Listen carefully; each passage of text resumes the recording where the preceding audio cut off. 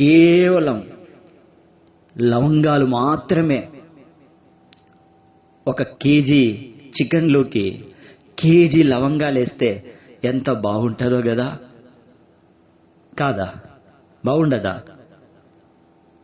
అమ్మా అబ్బా అని అల్సరు, ఇంకా లేని రోగాలు కదా స్టార్ట్ అవుతాయి.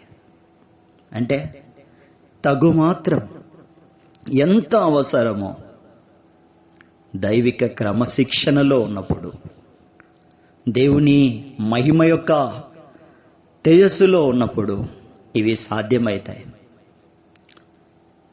ముసుకేసుకున్న విశ్వాసుల్లాగా ఉంటే నిరుపయోగమే, ఉపయోగం లేదు, ప్రయోజనం లేదు.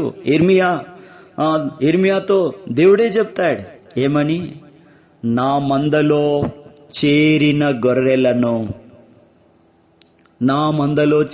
గొర్రెలను నశింపజేయడానికి, చెదరగొట్టడానికి మేకలను దొలుకొస్తున్నారు, తోడేళ్లను దొలుకొస్తూ ఉన్నారు.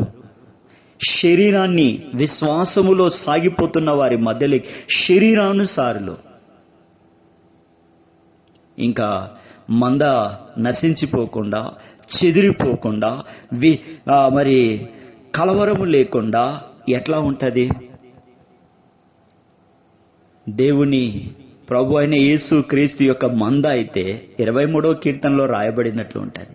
పచ్చిక గల చోట్ల, శాంతికరమైన జలముల యొద్ద ఎట్లుంటుంది?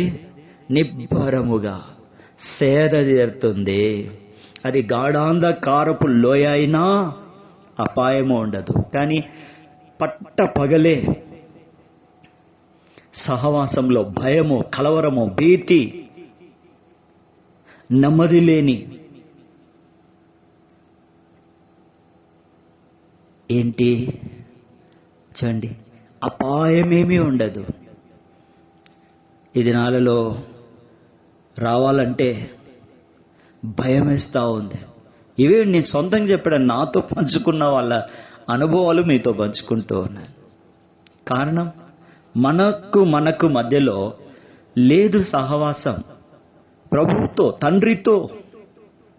తండ్రితో మనం సహవాసం చేస్తే క్షమిస్తాం, వారి కొరకు ప్రార్థిస్తాం, వారి కొరకు ప్రయాసపడతాం, వారి కొరకు వెళ్తాం.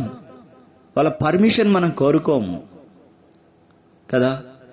అయితే ఇప్పుడు కొన్ని విషయాలు పంచుకోవాలని ఆశపడుతూ ఉన్నాను. ఏంటివి అవి?